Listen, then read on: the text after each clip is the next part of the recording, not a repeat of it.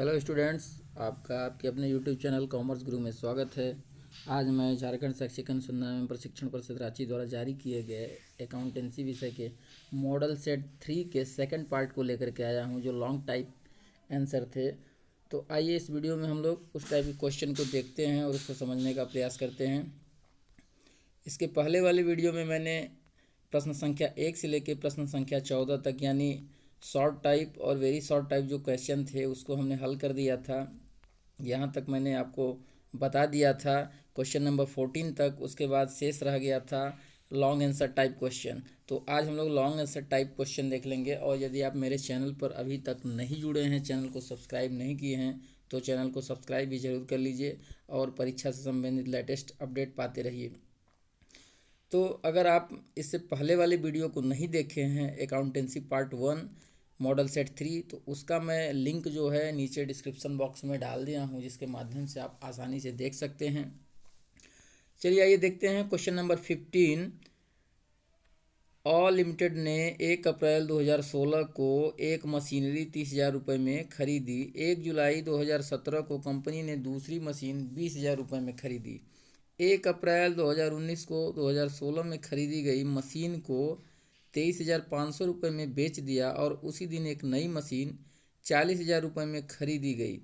मूल लागत पर 10% प्रतिवर्ष की दर से ह्रास लगाते हुए 3 वर्ष का मशीनरी खाता बनाइए। खाते प्रतिवर्ष 31 दिसंबर को बंद किए जाते हैं। तो आप लोगों ने क्वेश्चन को पढ़ लिया होगा, इसको हम लोगों ने देख लिया। अब इसके आधार पर हमारा 3 साल का मशीनरी खाता बनाना है। ठीक है, 3 इयर्स का मशीनरी अकाउंट बनाना है। तो इसमें सबसे पहले हम लोग देख लेते हैं मेन चीज़। 1 अप्रैल को एक मशीन 30,000 की खरीदी गई है। 1 जुलाई 2017 को 20,000 की मशीन खरीदी गई है। 1 अप्रैल 2019 को 2016 में खरीदी गई मशीन को इतने रुपये में बेच दिया गया और उसी दिन नई मशीन 40,000 रुपये में खरीदी गई। ठीक है, हमको डिप्रिसिएशन किस मेथड से चार्ज करना है? मूल लागत, ओरिजिनल कॉस्ट मेथड, जिसको स्ट्रेट लाइन मेथड बोलते हैं, सीधी रेखा पद्धति या स्थायी प्रभाग पद्धति। ठीक है, तो इस हिसाब से हमको 10% प्रतिवर्ष की दर से ह्रास लगाने हैं। तो आइए इस प्रश्न के सॉल्व को हम देखते हैं। यहाँ पे देखिए मैंने मशीनरी अकाउंट बना रखा है 3 साल का, जिसको मैं बड़ा कर दे रहा हूँ, आप लोग आसानी से देख लीजिए। तो मशीनरी अकाउंट हम जानते ही हैं कैसे बनाना होता है, इसमें कहीं आपको कोई दिक्कत नहीं है। डिप्रिसिएशन के लिए मैंने 5-7 क्लास अलग से लिया हुआ है, जिसका वीडियो आप लोग को मैंने भेज दिया है। यदि आप तक कभी उस वीडियो तक नहीं पहुँचे हैं तो उस वीडियो को ज़रूर देखें, डिस्क्रिप्शन बॉक्स में मैंने उसका लिंक दिया हुआ है। तो सबसे पहले देख लीजिए इसमें है क्या। 1 अप्रैल 2016 को हमने क्या किया, मशीन 1 को 30,000 रुपये में हमने क्रय किया। ठीक है, तो 2016 में फिर हमने कोई एक्टिविटीज़ नहीं की है। तो 2016 यानी हमारा जो वित्तीय वर्ष, जो हमारा फाइनेंशियल है ईयर, लेखांकन वर्ष है, वो 1 जनवरी से 31 दिसंबर का। हमारे लेखे जो हैं 31 दिसंबर को बंद होते हैं, ऐसा क्वेश्चन में लिखा हुआ है लास्ट सेंटेंस में। तो आप उसमें देख लीजिए 31 दिसंबर 2016 को हम लोग क्या करेंगे, डिप्रिसिएशन चार्ज करेंगे 30,000 रुपये वाली मशीनरी पर। लेकिन ये जो डिप्रिसिएशन होगा ये 9 मंथ का ही होगा। ठीक है, 9 मंथ का क्यों होगा? क्योंकि हमारा जो मशीन खरीदा गया है वो 1 अप्रैल 2016 को खरीदा गया और हमारा जो खाता है बंद होता है 1 जनवरी से 31 दिसंबर तक। ठीक है, तो 31 दिसंबर तो हमारा 9 महीने का डिप्रिसिएशन निकालेंगे, तो 30,000 का हम 9% निकाल लेंगे डिप्रिसिएशन। ठीक है, 9% नहीं, 10% है 9 महीने का। तो हम इसके कर देंगे ऐसे आसानी से। इसके बाद हमारा डिप्रिसिएशन निकल जाएगा 9 महीने का, कितना निकल जाएगा, 2250। आप इसको कैलकुलेट करके देखिएगा एक बार अपने से भी। अगर कहीं मैंने कोई त्रुटि कर दी है तो कमेंट बॉक्स में ज़रूर टाइप करें, क्योंकि त्रुटियां इंसान से ही होती हैं। ठीक है, तो 2250 रुपये इसका डिप्रिसिएशन आ जाएगा 9 मंथ का। फिर उसके बाद हम लोग 31 दिसंबर 2016 को इसका बैलेंस निकाल लेंगे। तो 30,000 में से 2250 रुपये निकल जाएगा, तो आपका बैलेंस बचेगा 27,750 रुपये। ठीक है, अब 27,750 रुपये हमारा 1 जनवरी 2017 का ओपनिंग बैलेंस हो जाएगा 27,700 रुपये। फिर हम 1 जुलाई 2017 को दूसरी मशीन को क्रय कर रहे हैं 20,000 रुपये में। यहाँ आप देख सकते हैं 20,000 रुपये में हम दूसरी मशीन को खरीद रहे हैं। ठीक है, फिर अब हम क्या करेंगे, 31 दिसंबर 2017 को हम क्या करेंगे, M1 और M2 दोनों पर बारी बारी से डिप्रिसिएशन चार्ज करेंगे। ठीक है। डिप्रिसिएशन बारी बारी से चार्ज करेंगे। तो पहला देखिए, हमने पहले ईयर में पहली मशीन का डिप्रिसिएशन निकाला 2250 रुपये, 2250 रुपये है। तो स्थायी विधि के अंतर्गत हम जानते हैं कि जो एक बार डिप्रिसिएशन 1 ईयर में चार्ज होता है वो हर साल होता है, लेकिन यहाँ हमने केवल 9 मंथ का ही निकाला था। तो हम जब 12 मंथ का निकालेंगे तो इसका 10% हमारा आ जाएगा 3000 रुपये। बहुत ही आसान है, आप जानते ही हैं। तो यहाँ पर इसका 3000 आ गया। सेकंड मशीन हम 20,000 रुपये में ख़रीद रहे हैं और उस पर डिप्रिसिएशन हमको लगाना है कितने महीने का, 6 महीने का, क्योंकि 1 जुलाई से 31 दिसंबर तक का हमको डिप्रिसिएशन चार्ज करना है। तो इसका डिप्रिसिएशन 6 महीने का आप जानते ही हैं, आसानी से निकल जाएगा।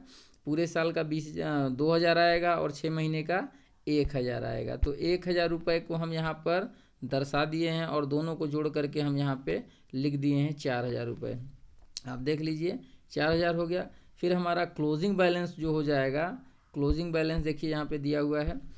क्लोजिंग बैलेंस जो है वो M1 का अलग हम निकालेंगे और M2 का हम अलग निकालेंगे। तो M1 जो हमारा था 27,750 और उसमें से हमने 3000 डिप्रिसिएशन चार्ज किया, तो अब जो बचा है वो 24,750 रुपये अभी M1 का बैलेंस है। और M2 जो 20,000 रुपये में हम खरीदे थे ये वाली मशीन, इसका जो है हमने 1000 डिप्रिसिएशन माइनस कर दिया तो इसका बैलेंस बचा 19,000 रुपये और दोनों का बचा टोटल 43,750 रुपये। ठीक है, इसको आप लोग देख सकते हैं। आगे हम लोग चलते हैं। अब हमने क्या किया है इसमें, 1 जनवरी 2018, ठीक है, हमारा ओपनिंग बैलेंस हो जाएगा दोनों मशीनों का कितना, M1 का 24,750, M2 19,000। ये यहाँ पे देखिए लिखा हुआ है, यहाँ पर ये यहाँ पर लिखा है, इसको बस हमको यहाँ पे उतार देना है। हम यहाँ उतार लिए। उसके बाद 2018 में हमने कुछ नहीं किया है, कोई ट्रांजैक्शन नहीं है, कोई ना आया है मशीन ना कोई गया है। तो केवल हम इस पर डिप्रिसिएशन चार्ज करते हैं 31 दिसंबर 2018 को, M1 का अलग और M2 का अलग। चूँकि यहाँ देखिए 10% निकालना है, तो एक मशीन 30,000 की तो 10% 3,000 और एक मशीन 20,000 की तो उसका 10% 20,000 रुपये हो जाएगा। दोनों का टोटल यहाँ 5,000 हो गया। और फिर हम क्या करेंगे, दोनों मशीन का अलग अलग बैलेंस निकाल लेंगे। तो दोनों मशीन का M1 का बैलेंस हमारा बच गया 21,750 और M2 बच गया 17,000।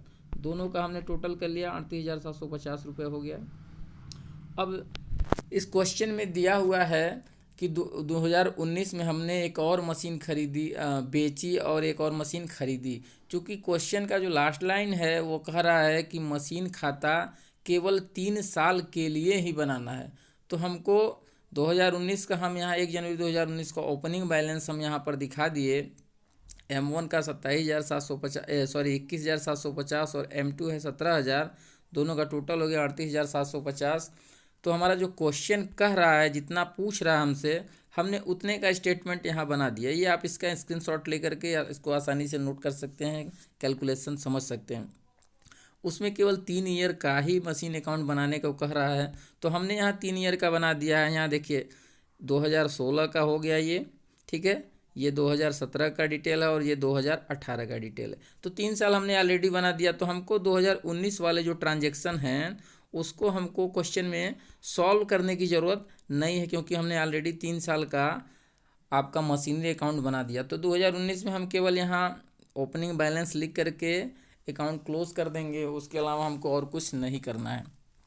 जो विद्यार्थी चाहते हैं उसको हल करना तो उसको सॉल्व कर सकते हैं, उसको मैंने अलग वाले वीडियो में डिप्रिसिएशन के अलग वीडियो में उसको बताया हुआ है, समझाया हुआ है।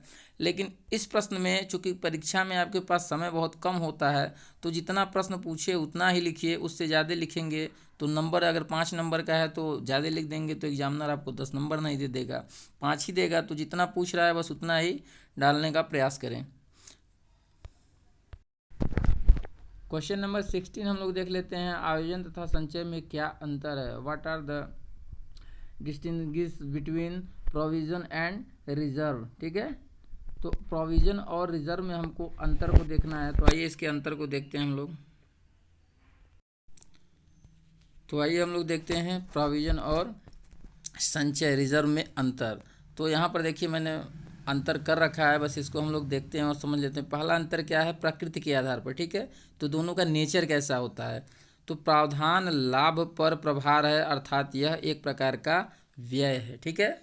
इसको प्रॉफिट एंड लॉस में दिखाया जाता है, यह एक प्रकार का व्यय है। संचय क्या है? संचय लाभ का समायोजन है, अर्थात यह लाभ का एक भाग है। ठीक है, अगर लाभ होता है तो हम उसमें से संचय को करते हैं। सेकंड डिफरेंस हम लोग देख लेते हैं। सेकंड वाला क्या कह रहा है? व्यवसाय के बाहर निवेश, यानी हम आयोजन को निवेश करते हैं या संचय को, इस आधार पर हम देखते हैं दोनों में अंतर। आयोजनों की राशि को व्यवसाय से बाहर भी विनियोजित नहीं किया जा सकता है। ठीक है, जो आयोजन होते हैं हम इसको व्यवसाय के बाहर इन्वेस्टमेंट नहीं कर सकते हैं, लेकिन जो संचय होता है, संचय की राशि को व्यवसाय से बाहर विनियोजित किया जा सकता है। ठीक है, आपको समझ में आ गया होगा कि जो आयोजन की राशि है, जो प्रोविज़न की राशि है, उसको हम व्यवसाय के बाहर कहीं अन्यत्र इन्वेस्टमेंट नहीं करेंगे, और इसको हम लोग संचय को जो है इसको हम लोग इन्वेस्ट कर देंगे। आई बात समझ में? अब थर्ड वाला देख लेते हैं। थर्ड क्या है? उद्देश्य, दोनों के बनाने का उद्देश्य क्या है, टारगेट इनका। तो देख लेते हैं। पहला कह रहा है आयोजन का कि इसका उद्देश्य ज्ञात हानि एवं ह्रास की व्यवस्था करना है। तो आयोजन क्या है? ज्ञात हानि और ह्रास की व्यवस्था करना है। ठीक है, लेकिन ये क्या कह रहा है? आपका उद्देश्य संचय कि इसका उद्देश्य कार्यशील पूंजी में वृद्धि करना एवं अज्ञात हानि के लिए प्रावधान करना। तो इसको आसानी से आप याद कर सकते हैं, लर्न कर सकते हैं। उद्देश्य क्या है? आयोजन का उद्देश्य है ज्ञात हानि की व्यवस्था करना, और संचय का उद्देश्य क्या है? अज्ञात हानि के लिए व्यवस्था करना। तो दोनों का उद्देश्य आप समझ गए हैं। फिर है अगला चौथा नंबर हम लोग देख लेते हैं। चौथा नंबर कह रहा है बाध्यता, यानी बनाने के लिए कौन बाध्य है और कौन अबाध्य है, यानी किसको बनाना आवश्यक है और किसको बनाना ऐच्छिक है। ठीक है, तो हम लोग देखते हैं आयोजन जो है, आयोजन का निर्माण अनिवार्य रूप से किया जाता है, चाहे व्यापार में लाभ हो या न हो। ठीक है, तो हम हमारे व्यापार में लाभ हो या हानि हो, हमको आयोजन प्रोविज़न करना ही करना है, ये हमारे लिए बहुत ही मस्ट है। संचय का निर्माण केवल लाभ की स्थिति में किया जाता है और प्रबंधकों की इच्छा पर निर्भर करता है। ठीक है, ये जो संचय है ये लाभ होगा तभी किया जाएगा, हानि होगा तो नहीं किया जाएगा, ये प्रबंधकों की इच्छा पर निर्भर करता है। ठीक है, पांचवा पॉइंट हम लोग देखते हैं प्रयोग। पांचवा पॉइंट क्या कह रहा है? प्रयोग, इसका यूज़ कैसे कहाँ कहाँ होता है। तो जो आयोजन का प्रयोग है, आयोजन हम लोग देख लेते हैं। इसका प्रयोग सिर्फ उसी हानि की पूर्ति के लिए किया जा सकता है जिसके लिए यह बनाया गया है। यानी अगर हम इसका प्रयोग मशीन के ह्रास के लिए बनाए हुए हैं तो हम इसको केवल मशीन के ह्रास के लिए ही राइट ऑफ करने के लिए यूज़ कर सकते हैं, अन्यत्र हम कहीं यूज नहीं कर सकते हैं। लेकिन संचय का क्या है? देख लीजिए यहाँ पे, पूंजी संचय एवं विशेष संचय का प्रयोग किसी भी प्रकार की हानि की पूर्ति के लिए किया जा सकता है। ठीक है, यहाँ नहीं किया जा सकता, हो सकता है। ठीक है, तो पूंजी संचय एवं जो विशेष संचय है इसका प्रयोग किसी भी हानि की पूर्ति के लिए नहीं किया जाएगा। ठीक है, इसको आप ध्यान रखेंगे।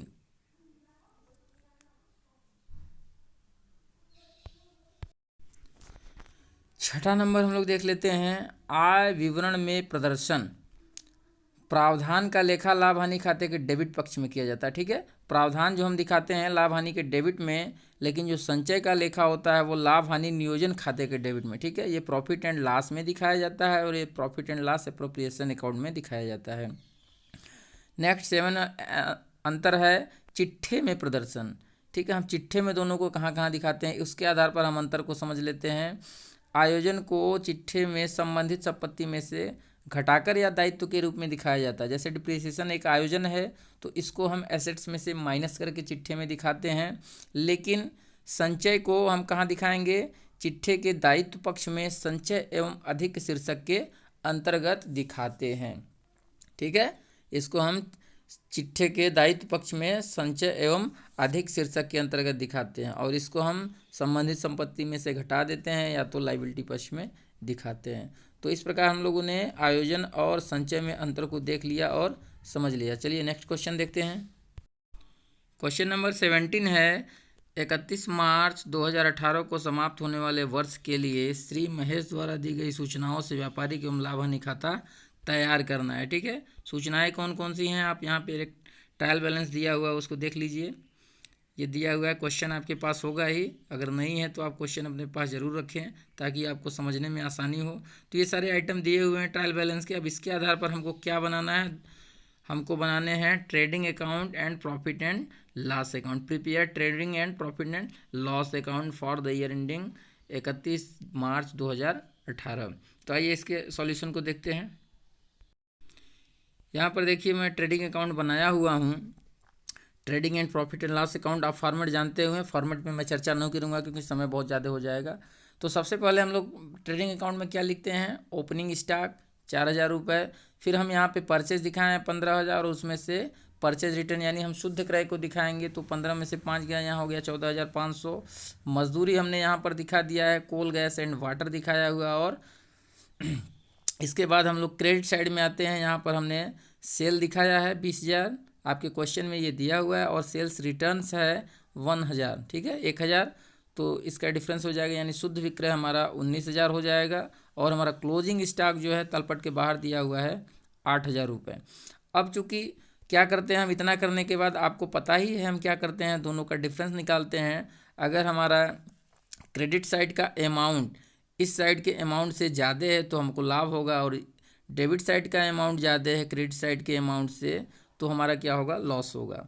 अगर इस साइड वाला अधिक है तो प्रॉफिट, और इधर डेबिट साइड वाला अधिक है तो लॉस। तो यहाँ क्या है, टोटल जो है हमारा कितना आ रहा है, 27,000 रुपये आ रहा है, और इधर का टोटल जो है कम है 1,700 रुपये, ठीक है। तो ये 1,700 रुपये क्या है, ग्रॉस प्रॉफिट है, ये हमारा क्या है, सकल लाभ है।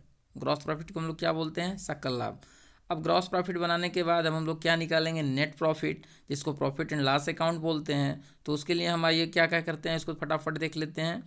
पहले हम क्या करेंगे, profit and loss gross profit को क्या करेंगे, हम यहाँ पर ले आएंगे ट्रेडिंग अकाउंट से, हम कहाँ पर ले आएंगे, प्रॉफिट एंड लॉस अकाउंट में 1,700 रुपये यानी 1,700 रुपये हमारा ट्रेडिंग अकाउंट का जो प्रॉफिट है, ग्रॉस प्रॉफिट, उसको यहाँ पर हम दिखाएंगे। उसके बाद आपको मैंने पहले ही बता चुका है कि कौन सा अमाउंट डेबिट साइड में जाता है, कौन सा अमाउंट क्रेडिट साइड में जाता है, ट्रेडिंग अकाउंट के या प्रॉफिट एंड लॉस अकाउंट के। यदि आपने उस वीडियो को नहीं देखा है तो वीडियो को ज़रूर देखें, ठीक है। तो बहुत ही आसान है फाइनल अकाउंट बनाना। तो इसमें सबसे पहले देख लेते हैं ट्रेड एक्सपेंसेस हमने दिखाया हुआ है, डिस्काउंट। डिस्काउंट देखिए दोनों साइड दिया हुआ है, क्रेडिट और डेबिट दोनों था, तो इसको कंफ्यूज ना रहें। जो डेबिट साइड वाला है वो डेबिट साइड में, जो क्रेडिट साइड वाला है उसको क्रेडिट साइड में दिखाएं। इंटरेस्ट ऑन कैपिटल, फिर इधर क्रेडिट साइड में आपका है डिस्काउंट और इंटरेस्ट ऑन इन्वेस्टमेंट, ठीक है। तो फिर इन दोनों को हम लिखने के बाद क्या करेंगे, वही पुराना तरीका है, डिफरेंस निकालेंगे, और जो डिफरेंस आएगा वो हमारा आएगा 150 रुपये, जो हमारा नेट प्रॉफिट होगा, net profit transfer to capital account, ठीक है। अब इसके आधार पर हमारा बनता है, क्या बनता है, बैलेंस शीट। चूँकि बैलेंस शीट बनाने के लिए क्वेश्चन में नहीं कह रहा है, लेकिन फिर भी मैं बैलेंस शीट तैयार कर दिया हूँ, उसको आप एक नज़र देख लीजिए, उसका स्क्रीनशॉट ले लीजिए ताकि आपको अगर परीक्षा में पूछे तो बनाने में आसानी हो। ये देखिए बैलेंस शीट है, आप चाहें तो इसका स्क्रीनशॉट ले करके आसानी से इसको प्रिपेयर कर सकते हैं।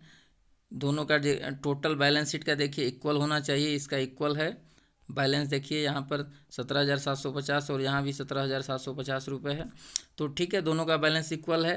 कैपिटल 10,600, और उसमें हमने जो नेट प्रॉफिट आया था हमारा 150, उसको ऐड कर दिया। आउटस्टैंडिंग वेजेस जो हमारा था उसको हमने यहाँ पर दिखा दिया, ठीक है 5,000। तो हमारा जो एसेट साइड है और लाइबिलिटी साइड है, अगर दोनों इक्वल आ गया तो यानी आपने अभी तक जो क्रिया की वो आपका सही है, ठीक है।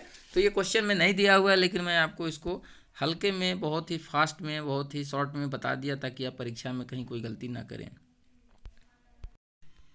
क्वेश्चन नंबर 18 है, निम्नलिखित सूचनाओं के आधार पर लाभ अथवा हानि को दर्शाने वाला एक विवरण तैयार कीजिए, ठीक है। तो एक क्वेश्चन दिया हुआ है, अपूर्ण लेखों से संबंधित जो क्वेश्चन है उसमें कुछ आइटम दिए हुए हैं, जैसे यहाँ देखिए भवन है, फर्नीचर है 5 लाख, 4,50,000, और भी आइटम है इसमें, जैसे व्यापार में रहतिया स्टॉक है 1 लाख का, प्राप्य बिल है 30,000, हस्ताक्षरोकड़, ये सब आइटम दिए हुए हैं। अब इस आधार पर हमको करना क्या है, क्वेश्चन क्या कह रहा है आप यहाँ फिर से देख लीजिए कि लाभ अथवा हानि को दर्शाने वाला एक विवरण तैयार करना है, ठीक है। तो आइए इसको देख लेते हैं, बहुत ही आसान है, इसमें कहीं कोई दिक्कत नहीं है। देखिए क्वेश्चन में जो है कि क्लोजिंग कैपिटल नहीं दिया हुआ है, ठीक है। ओपनिंग कैपिटल दिया है लेकिन क्लोजिंग कैपिटल नहीं दिया, तो सबसे पहले हमको क्या करना होगा, क्लोजिंग कैपिटल को निकालना होगा। तो क्लोजिंग कैपिटल निकालने के लिए हम क्या करेंगे, बैलेंस शीट बना लेंगे, स्टेटमेंट ऑफ अफेयर्स। तो यहाँ पर जब हम स्टेटमेंट बनाएंगे तो किसको किस साइड में लिखेंगे, आप बैलेंस शीट बहुत पहले से बनाते आ रहे हैं, आपको कहीं कोई दिक्कत नहीं होना चाहिए। यहाँ पर देखिए बैलेंस शीट दिया हुआ है, मैंने बना दिया है आपके लिए, आप यहाँ देख सकते हैं। सन्ड्री क्रेडिटर्स 3 लाख, ठीक है। Cash in hand 40,000, stock 1 lakh, bills receivable 30,000, furniture है 4,50,000 और बिल्डिंग है 5 लाख। टोटल इसका आया 11,20,000। और इधर हमारा क्रेडिटर्स है 3 लाख, ठीक है। दोनों साइड का हमारा बैलेंस, ये बैलेंस और ये बैलेंस इक्वल होना चाहिए बैलेंस शीट में, आप जानते ही हैं। तो देखिए यहाँ पर मैंने लिखा हुआ excess of assets over liabilities, यानी जो लाइबिलिटी पर एसेट्स का अधिक है वो है 8,20,000, और यही जो हमारा है क्लोजिंग कैपिटल है। तो क्लोजिंग कैपिटल हमने निकाल लिया 8,20,000। अब इसके आधार पर हम क्या निकालेंगे, स्टेटमेंट ऑफ प्रॉफिट और लॉस। अब यहाँ देखते हैं हम कि हमको प्रॉफिट हो रहा है या लॉस हो रहा है। तो सबसे पहले हम यहाँ क्या लिखेंगे, सबसे पहले हमारा जो यहाँ पर है देख लीजिए क्या है, कैपिटल है, क्लोजिंग कैपिटल हमने अभी अभी निकाला 8,20,000। आप इससे पहले बैलेंस शीट में देखे थे 8,20,000 हमने निकाला। फिर फार्मूला आप जानते ही हैं, उसमें हम क्या करेंगे, आहरण को जोड़ देंगे, ओपनिंग पूंजी को और अतिरिक्त पूंजी को माइनस कर देंगे, तो हमारा आंसर आ जाएगा, ठीक है। तो सबसे पहले हम क्या करेंगे, कैपिटल में, क्लोजिंग कैपिटल में हम क्या करेंगे, ड्राइंग को, आहरण को जोड़ देंगे। तो 40,000 हम यहाँ जोड़ देंगे तो आ जाएगा हमारा 8,60,000 रुपये। फिर ओपनिंग कैपिटल हमारा है 7,50,000 और एडिशनल कैपिटल यानी अतिरिक्त पूंजी जो हमने लगाया 1,60,000 रुपये। दोनों का टोटल हो गया 9,10,000 रुपये, ठीक है। तो हमारा यहाँ पर देखिए क्लोजिंग कैपिटल प्लस ड्राइंग कितना था, 8,60,000, और यहाँ ओपनिंग कैपिटल और एडिशनल कैपिटल ये दोनों मिला के कितना हो गया, 9,10,000, यानी ये बैलेंस जो है इस बैलेंस से ज़्यादा हो गया, यानी ऊपर वाला बैलेंस कम हो गया, नीचे वाला ज़्यादा हो गया। तो क्या हो गया, हमारा बैलेंस माइनस में चला गया। तो माइनस में चला गया यानी हमको क्या हो गया, नेट लॉस हो गया। तो नेट लॉस कितने का शो कर रहा है, 50,000 रुपये का, ठीक है। तो हमारा नेट लॉस कितना आया, 50,000 रुपये आया, जिसको आप देख सकते हैं यहाँ पे मैंने दर्शाया हुआ है। तो ऐसा आप स्टेटमेंट एग्ज़ाम में बना देंगे और 5 में 5 आपको आसानी से मिल जाएंगे। तो इस वीडियो को देखने के बाद और इसके फर्स्ट भाग को देखने के बाद अगर इस टाइप के क्वेश्चन परीक्षा में आते हैं तो मुझे उम्मीद है कि आप लोग 100% नंबर प्राप्त करेंगे। और कोशिश आप यही करें कि जो प्रैक्टिकल वाले सवाल टाइप के क्वेश्चन हो उसको हल करने का प्रयास करें, क्योंकि जो थ्योरी वाले क्वेश्चन होते हैं उसमें जो आप लिखेंगे उसमें हो सकता है एग्जामिनर के मन में आ जाए वो आधा नंबर 1 नंबर का मार्क कट कर ले। लेकिन अगर आपने सवाल को हल किया है तो इसमें आपको फुल मार्क्स मिलता है, जैसे गणित और विज्ञान में प्रश्नों के उत्तर को मिलते हैं, तो इसमें आपको पूरे अंक मिल जाएंगे। तो इसीलिए कोशिश आप ये करें कि दीर्घ उत्तरीय प्रश्न में 3 क्वेश्चन आपको करने हैं, तो जो सवाल वाले प्रश्न हैं आप उसी को हल करें, ठीक है। यह ना सोचें कि गलत हो जाएगा, उत्तर गलत आ जाएगा तो आपको नंबर कम मिलेगा, बिल्कुल भी नहीं। अगर आपने प्रोसेस सही किया है, आपका आंसर भी गलत है लेकिन आपका सवाल बनाने का प्रोसेस सही है, तो आपको नंबर उस पर ज़रूर मिलेगा। फुल मार्क नहीं मिलेगा लेकिन कुछ ना कुछ ज़रूर मिलेगा, ठीक है। तो मैं उम्मीद करता हूँ कि आपको ये चीज़ समझ में आ गया। अगर आप क्वेश्चन सॉल्व करने का प्रयास करेंगे सवाल वाले, ठीक है। अगर यदि आप मेरे चैनल पर नए हैं तो चैनल को सब्सक्राइब, लाइक और अपने मित्रों में शेयर ज़रूर करें, क्योंकि ये जो मेरा चैनल है ये कॉमर्स के लिए ही, कॉमर्स के स्टूडेंट के लिए ही बनाया गया, और वैसे स्टूडेंट जो गरीब हैं, हिंदी भाषी हैं, जिनको इंग्लिश में समझ में नहीं आता है। तो आज मैंने 4 प्रश्नों के उत्तर को दे दिया है। नेक्स्ट वीडियो में मैं अगले मॉडल सेट को लेकर के आऊँगा, तब तक के लिए धन्यवाद।